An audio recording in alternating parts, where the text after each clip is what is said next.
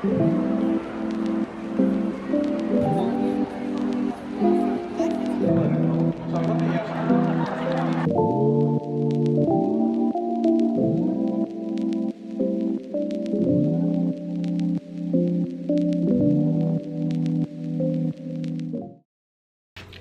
morning, guys. It's Glow. I'm back with another video.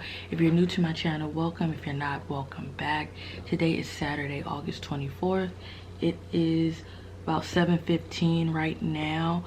I am up early because I'm getting ready to go to the National Book Festival.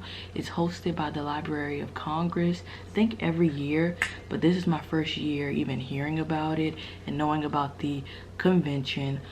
So I was like, I'm into reading, so why not go and show you guys what it's all about. So I just want to get on here this morning and say hello. You guys will probably get ready with me and we will head down to the convention.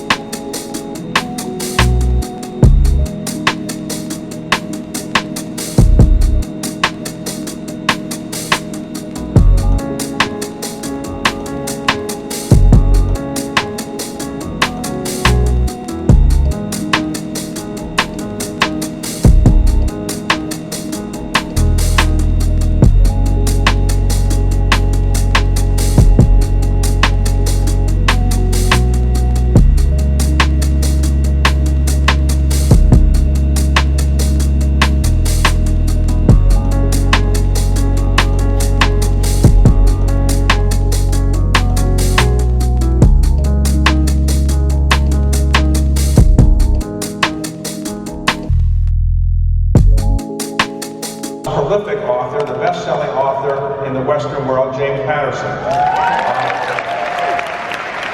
James Patterson has sold more, his books have sold more than 700 million copies. 700 million copies, that's a lot. He is the winner of the National Humanities Medal. He's won 10 Emmy Awards. He has written books with famous people like Dolly Parton and Bill Clinton. But also he's written an enormous number of books by himself. And it's my pleasure and honor to introduce now and ask him to come to the stage, James Patterson.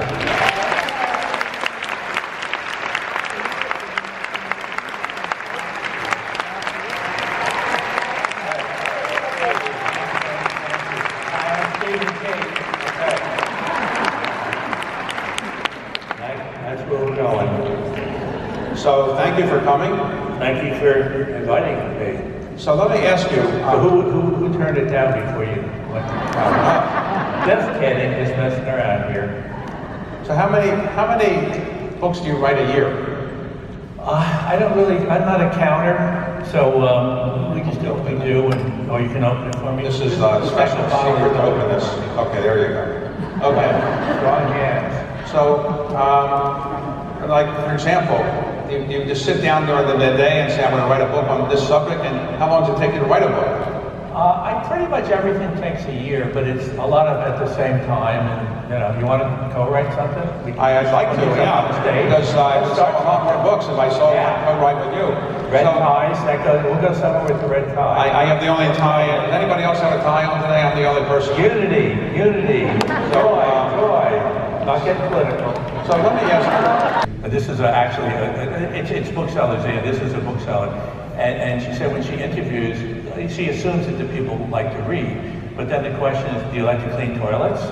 And in this case, because they were by the ocean, do you like to sweep sand out of the store? Because it's hard work. And the book turnover, every week it's turnover. And in the library, same thing, the turnover. Plus, just people are taking a lot, with book bans and and people attacking, and it's gotten a little hairy out there, crazy. When you write as many books as you do, Yeah. do you have any time to read books? I used to read, no, you're talking about the 100 books a year. I used to read at least 100 books a year. Really? I did. Now I've really slowed down a lot in so many ways. So sometimes when people write fiction, I'd like to know whether you actually, when you start the book, you actually know how it's going to finish. Or you I'm big on outlines. You know, and once again, you never want to recommend to people, but I think outlines save a lot of people from failure. But I'm big, interested in talking to David Baldacci. He does an outline. And authors are all over the lot in terms of how they do what they do. But for me, outlines are huge. Do I know the endings? I always think that I do, and I usually don't. Because as you're going along, certain characters become more important than you thought they were going to be, or sometimes you have the villain, and you go, oh, this villain is good. I want to do another book with this villain. So the villain's going to survive this book, you know. Oh, is it easy? We'll get him or her later. Well, is it easy to write a book with another person? Because you have to fight over who's going to say what. Is there, or is it? Today, I just found this about writing with other people. I got an invitation to another book festival, and I wrote a book with Michael Quaid, and it had to do with unity. And I just find that so wonderful because so many of the problems we're having is because we just can't kind of get together and accept other people's differences and move forward. And I hope that we can do that.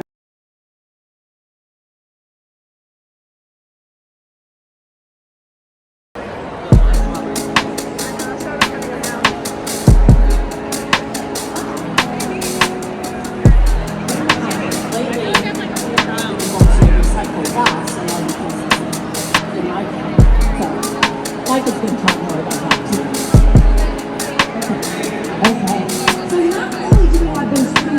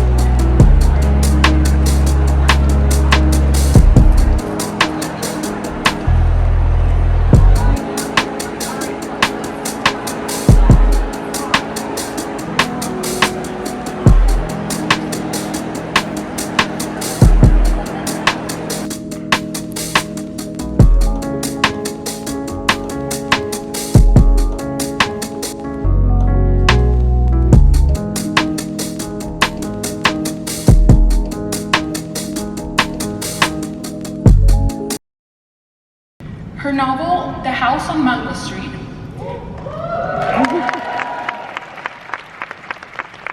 has sold over 7 million copies, has been translated into over 25 languages, and is required reading in elementary, high school, and universities across the nation.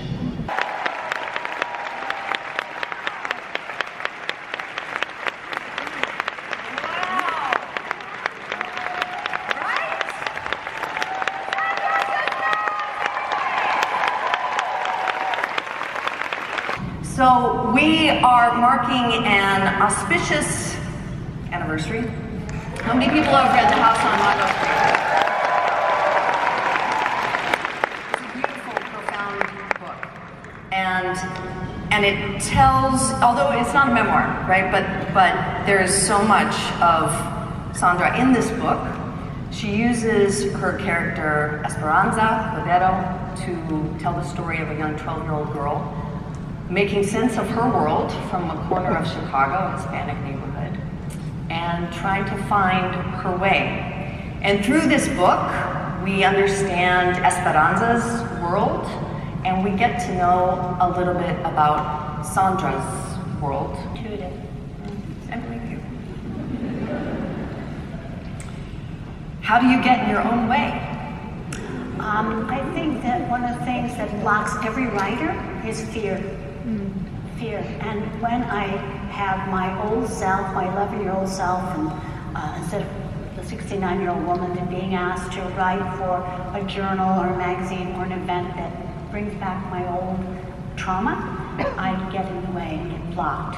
So one of the things I tell younger writers is you have to pretend what you have to say can't be published in your lifetime, that no one's going to read it, and you're going to speak it in the voice you use when you're wearing your pajamas, because you're trusting that other person. You don't think, uh-oh, New York Times is going to publish this, or uh-oh, I have to publish this in a journal. No, you just sit in your pajamas and you get back into the voice you would use, talking to that one person who could see you in your pajamas, and you imagine that, you know, what you have to say is just so amazing and so dangerous or so brilliant. You just can't get published in your lifetime.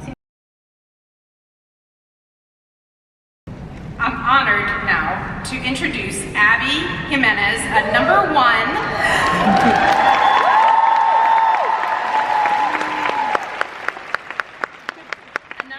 New York Times best-selling romance author. Her novels have sold over 1.5 million copies and have been translated into 28 languages. She has received a Good Morning America Book Club pick and a Book of the Month's Book of the Year award. Before her writing career, Jimenez was in the national spotlight as a Cupcake Wars champion and founder of Nadia Cakes Bakery. Her latest novel is titled Just for the Summer, and Casey McQuiston is also a number one New York Times bestselling author of romantic comedies, including One Last Stop, I Kissed Shara Wheeler, and Red, White, and Royal Blue. This is so much fun. Which was adapted for film in 2023. Their writing has appeared in the New York Times, the Washington Post, and Bon Appetit. McQuiston's latest novel is titled The Parent. They're in conversation with Megan Labrise, the editor-at-large of Kirkus Reviews.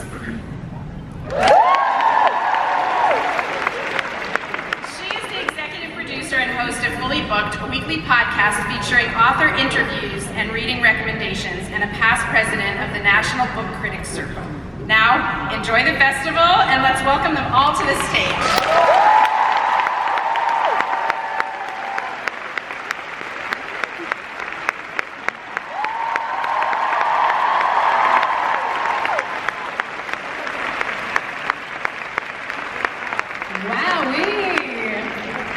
Give it up one more time for these incredible.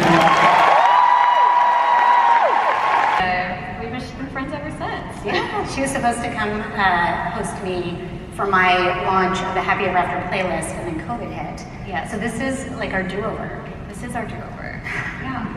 We love a do-over. We love coming back together after a long time, and we're going to make this one count. So, just as a form of an icebreaker for this one, again, modern dating, we love it, we hate it. What do we love about it? I love the social media aspects of it. I put a lot of it into my books. I know that can sort of date a book, but I don't care because I think it's so relevant, and that's the world that we're all living in right now. Oof. That's actually a very difficult question, because I think anybody I speak to who's in the modern dating scene is like, it is dire out here.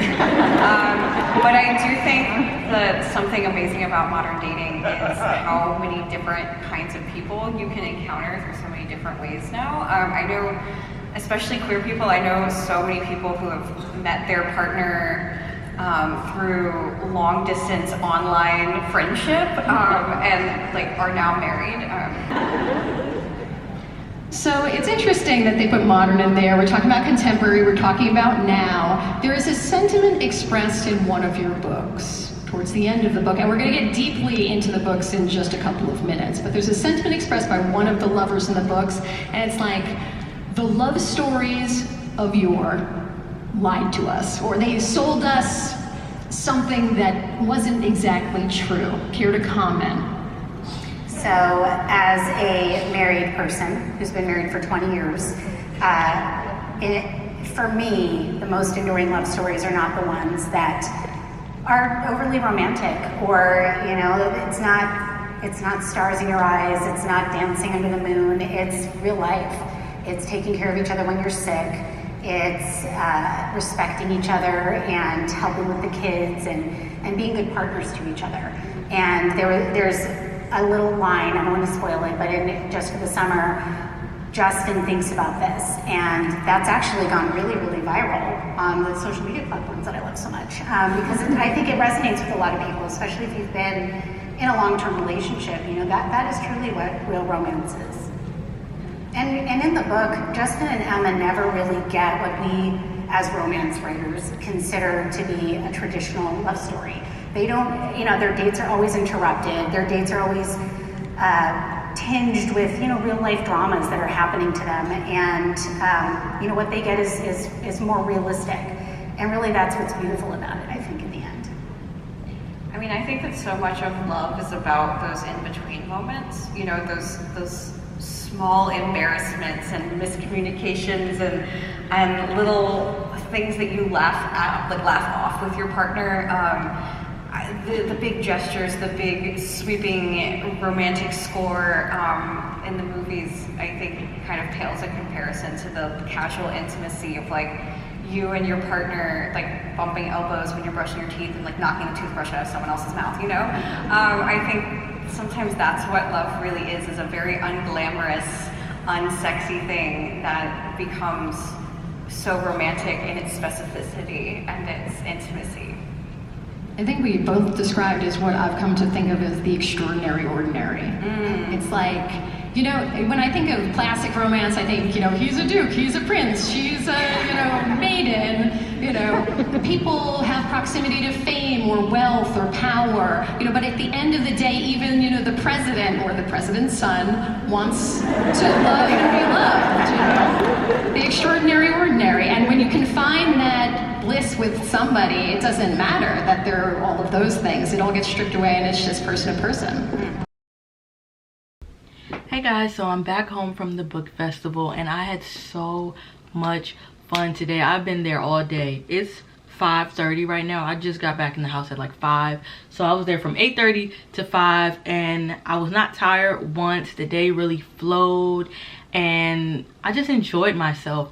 I was able to see James Patterson speak and Abby Jimenez, as well as, what is her name? I'm so sorry. Sandra Cisneros. I think if I pronounce her name wrong, she's the author of The House on Mongo Street. So I was able to see those 3 speakers, and in between that, I went to the area where they were selling books. You could get t-shirts, blankets. They had a whole bunch of giveaways. So I went into that area and I picked up 3 books. These 3 I bought Just for the Summer by Abby Jimenez. I bought Bright Red Fruit by Sophia Ahilo. I'm really bad at pronouncing names, I'm so sorry. But this cover is so freaking gorgeous. It's so beautiful. And then James McBride was there today and I missed him because I didn't pay attention to the schedule. He literally spoke right after James Patterson, so all I had to do was sit in the same room and I would have been able to hear him speak. Anyway, I bought Deacon King Kong. So those were my 3 pickups. And the thing about conventions, it doesn't even matter what the convention is for. You can't be everywhere at once. So if I would have saw James McBride speak, I would have probably not been able to buy any of these books because they were selling. It was like the Hunger Games trying to fight for these books. So I got the books, heard the speakers. So in between time, they had a library lounge where I was just able to chill and read a bit and just relax, decompress, because there was so many people there, but it was fun. I also went solo, so I do encourage anyone, if you want to go next year, it's totally something you can do by yourself, and I enjoyed myself. It was fun. I wish they had more activities, like interactive activities for adults, but other than that, I enjoyed myself. Again, the crowd was cool, but you know, most people that read books for fun are really chill and cool people. But yeah, I really enjoyed myself. I hope you all liked this video. If you did, give it a thumbs up, subscribe to my channel, and I will see you all in my next video.